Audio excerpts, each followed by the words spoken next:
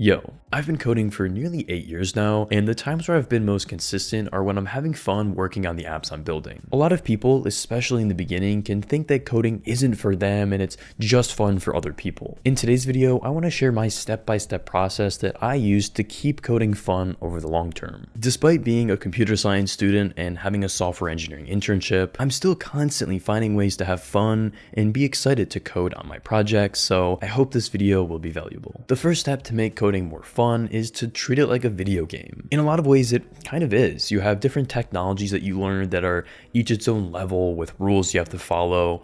And then winning becomes building a feature that does something cool or solves a problem. The most actionable advice I can give you on this is when you're thinking of starting a new project, break it down into the smallest chunks possible so that you can have regular wins. Instead of saying you want to build a tool to schedule your Twitter posts, you can break that up into integrating login and adding an input form, creating a day picker, implementing the scheduling feature, and so on. The idea is to split up the vague description you have into much more manageable and easy to understand parts. Getting to cross those items off and see the progress you're making is also a huge motivator. A similar tactic to breaking up the tasks is to have a log of what you've done. This could be as simple as having a Notion page where at the end of each session you write down what you got done and outline your next steps. This is helpful so that when you sit back down to code, you don't have to waste 15 minutes just trying to remember where you left off. Now, almost all of us use Git or some other version control system, and if you don't, please set that up right now, because when you inevitably fuck something up, you'll want the ability to revert it. If you're using GitHub, the contribution graph is another small game you can play trying to fill it up. It's kind of a meme in the dev space that if you have a filled graph, you're probably unemployed, but for me, I love trying to fill it almost every day. It only counts commits that are on the default branch of the repo, so it incentivizes you to actually get features out, or just push straight to main, I guess. Now, aside from gamifying the process, if you can tap into a flow state while coding,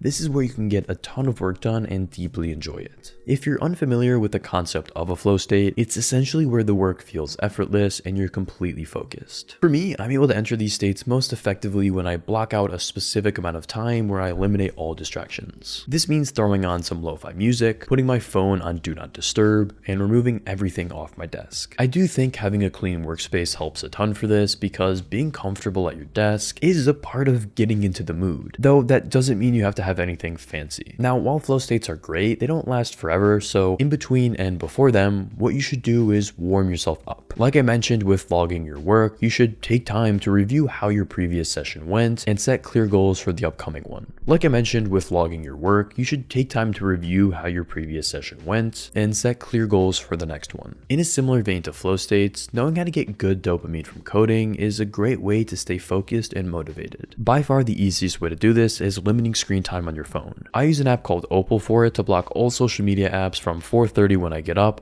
until 7 p.m. And because I paid $20 a month for it, I literally cannot end the sessions, and that has already saved me hours every week that's paid for itself 100-fold. Now, I mentioned getting up at 4:30, and that's not a prescription or requirement by any means. It's just the time of day I found I can be really productive before all my meetings for the day start. If you're able to get up relatively early to spend your first hour or so of being awake coding, it is almost certainly the easiest way to access a flow state. Ideally, you want to start working as quickly as you can so that you're beginning to wake up as you're working, which helps facilitate this focus. Next, something that you shouldn't neglect is your mindset around coding. Some people just look at it as a way to make money, and hey, full respect, go get your bag. But I will say that when you approach it as a way to build interesting things that will serve you and others, it gives you a more inspirational footing. You have to remember that programming is supposed to be hard, and that's what makes it a valuable skill. The satisfaction you feel after figuring out why a piece of code wasn't working is indescribable. My favorite way to tackle hard problems is the rubber ducky method, where I talk out loud and try to explain the problem along with what potential solutions I could write. Thinking out loud is a very helpful way to get a better understanding of your options and navigating the work. As you're solving these problems though, you want to remember that progress is more important than perfection. I know that especially as a beginner, you worry that your code isn't optimal and it's not the right way to do it, but the way that you learn is by writing a large volume of code, a lot of which is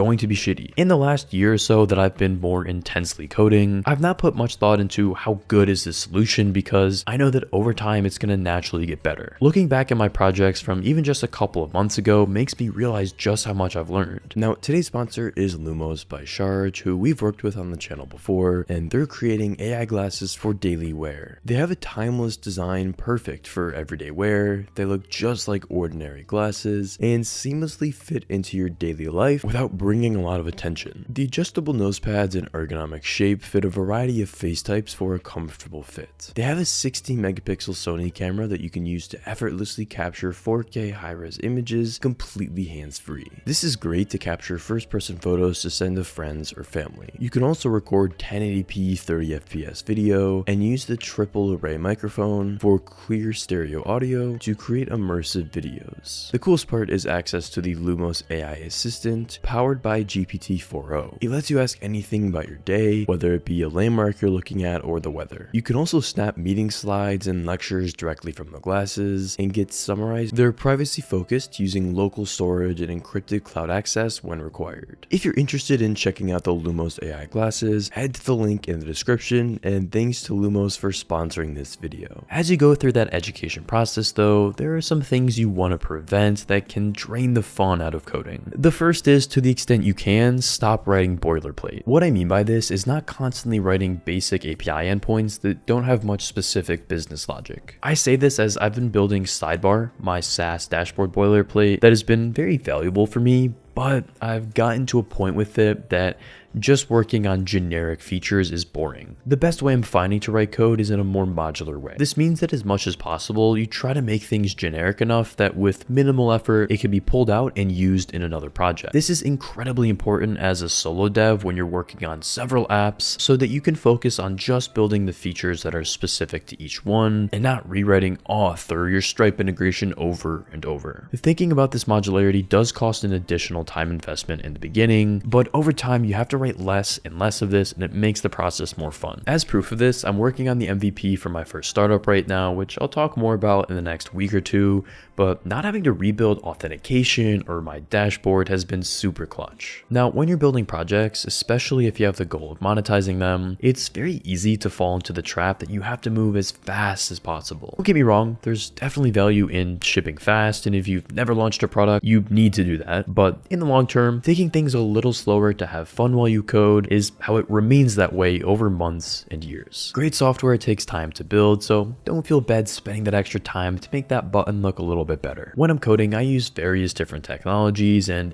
in the tech world, things do move fast, so you constantly have to learn new things. That said, especially in the JavaScript ecosystem, there's a ton of shiny object syndrome with new frameworks dropping every week that you just don't need to learn. The best advice I can give to a younger version of myself is to just pick a stack that you like and stick with it. You can try different tools along the way, but at your core, knowing one or two languages for your front end and back end is key. Understanding your tools at a deeper level will make you more efficient, and just like in a video game, as you level up, you unlock new abilities and weapons that make things more fun. Now, what some of you might be thinking is that all of this is great, Cole, but I don't know what to build, and what I can tell you is to not overcomplicate things. I wasted years of building no products because I wanted the perfect idea. It just doesn't exist. Every idea is going to have its own problems, so the only thing you should focus on is building a painkiller, not a vitamin. This means building something that solves a real burning problem, not just a nice to have tool. The easiest way I found to come up with these ideas is to have a bank of them in Notion. I'm in the habit of every night forcing myself to write something down here, and whenever I experience a problem, coming up with a potential solution and writing it down. Once you start to build out these ideas, I recommend checking out sites like Mobbin, Nicely Done, or other UI inspiration sites to get your creative juices flowing about what the various flows and UIs could look like. Now, let's fast forward a bit and assume that you've locked in an idea you want to work on. To make sure you're both having fun and actually stick with it, you need to lower your time to action. Assuming you don't have 10 things you're working on at once, you should start to work on your new project ideas as soon as you get one you like. I've allowed myself recently to to build small tools I think would be cool just to keep myself in that building mindset. As an example, just the other day, I had the recording of a 90-minute call and wanted to get a transcript so I could summarize and ask questions about it with Claude. I looked all over but couldn't find an easy way to transcribe such a long clip. What I ended up doing was writing a Go program that turns that MP4 file into an MP3, sends it up to AWS Transcribe, and I get back the transcript that I want. Now, the final thought I want to leave you with is about overthinking, specifically to do with building and launching your projects. The best way I found for dealing with these thoughts is setting a hard deadline for when you want to release it. This forces you to keep the scope small and actually form a plan of action. Announcing a date publicly is another way to have that accountability. The most important piece is that you shouldn't be worrying about building every feature, but just getting a single user who cares about what you're building. I hope you guys found this video helpful, and if you did, you might want to subscribe to my weekly newsletter that I send out every Sunday morning. I document the process of building my projects and share valuable resources that I come across. By the way, if you're sick at editing videos, I'm looking to bring someone part-time on the channel.